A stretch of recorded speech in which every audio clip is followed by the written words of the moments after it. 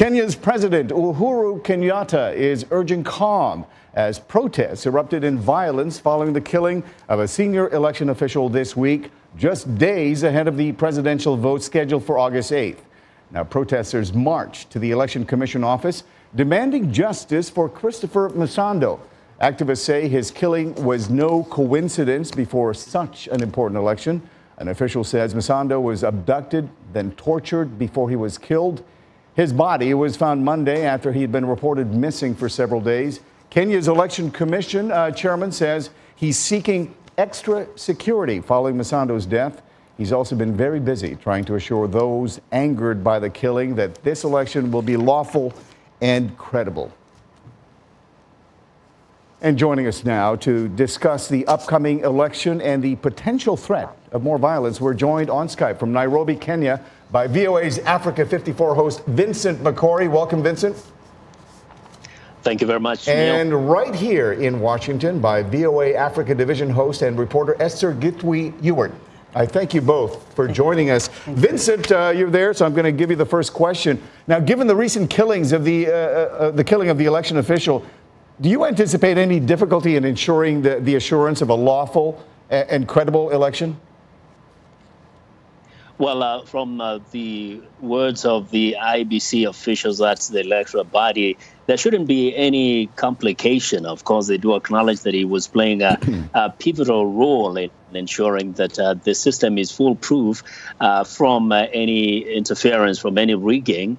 But they do insist that they still have a team that can take care of that. And they have no concerns about anybody being able to infiltrate the system and manipulate election results. But quietly, they do say it's quite a blow because he was the genius of that system. He was the real brain behind the system they had put together. And so we cannot deny that the officials themselves fairly uncomfortable about his death at that very critical time. Yeah, but Vincent, I'm curious, what is the level of anxiety there in Nairobi where you are? Do you expect security will be tight as we head into the weekend?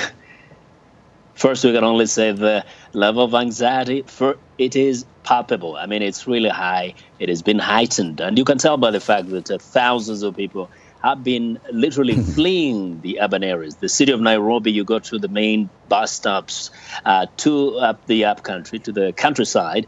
People have been flocking there with all their belongings or whatever they can carry. And you ask them, they'll tell you that they're concerned that there could be a repeat of the 2007 violence, which saw over 1,000 people killed. And so if that is an indication, yes, there's a lot of tension, there's anxiety, and most people are saying they're only crossing their fingers and praying that there will be a peaceful, free, and credible election. Okay, and Esther, let me get you into this conversation. First of all, welcome to the show. It's good to have you finally here on the program. But I want to talk to you about the recent the killing of Msando. He was not running for any type of office. Is there any reason why this man was killed? We can only look at what the media is reporting right now and what the investigators are looking into. But there seems to be a couple of twists into this story. Because first of all, what we see now revealed and a trail of where he went when he left the IEBC office, at what time, 10:50 p.m. He was accompanied by a man, and then there was a woman. Apparently, the authorities have identified the woman as one of the suppliers for IEBC materials. And then later on, as the CCTV cameras capture his car, he is seen with one woman, and then you don't see the gentleman. And then also they say that his wife reported him missing on Sunday.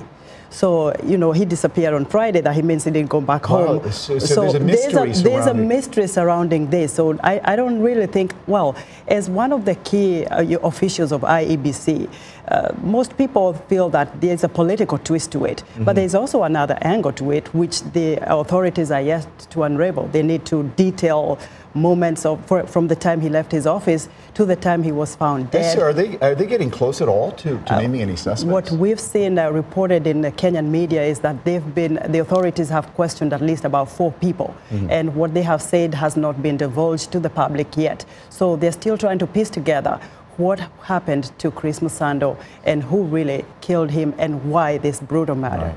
And Vincent, I think the last time I talked to you when you were in Nairobi, there was an election going on, but in 2013. But polls right now suggest a very tight race between the top two contenders. I think it's current President Kenyatta and his challenger Raila Odinga. Am I saying that correctly? What can you tell us about that? Are these the top two contenders that we're looking at?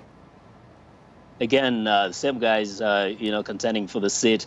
The polls are really tight. If we go by the polls that have been taken, the two different polling companies have turned up different readings. One favors Raila Odinga by about a point. The other one does favor Jubilee candidate Uhuru Kenyatta, the president, by something like a point. What it tells us is that even if you put them all together, the race is tight, is a neck-to-neck kind of fight at this time, and you can tell from the desperation in the candidates' campaign as they go crisscrossing this country. They all seem to be begging for every last vote from any undecided voter. They're saying, please give it to me, because each of them needs at least to win 50+1% in order to avoid a runoff. And as things stand right now, it could go either way, or there could be a possibility of a runoff. Yes, sir. It's a reason why elections are so exciting, is because there's so much pressure there But I'm curious, from your point of view, as someone who serves the African continent, our audience in the African continent, what is at stake here? What are the issues that people are really fired up about? Well, people are fired up about corruption. They need to get rid of corruption in Kenya, totally, because that has been a vice that is so deeply entrenched in the society, and also on the top level of the government officials and those who have served even in previous administrations. Secondly, Kenyans are divided along ethnic lines. I just returned from Nairobi. I was there for a month. And, well, I was born there. So we've seen those divisions. We have 43 ethnic communities. And as Vincent is talking about, the incumbent president and the opponent right now, those two communities are the ones who've been running the government. They're the ones who've been, what about the rest of the people? So Kenyans want cohesion. Kenyans want to become a nation that requires a balance, doesn't it? Definitely. I mean, because of those conflicting groups. I'm really almost out of time there, but can I ask you very quickly, Vincent, has there been a Trump effect at all in this election, very quickly? A Trump effect? Yeah. No? No, not exactly. Not really? They don't care about what's going on here? We're worried about what's going on in Nairobi. No.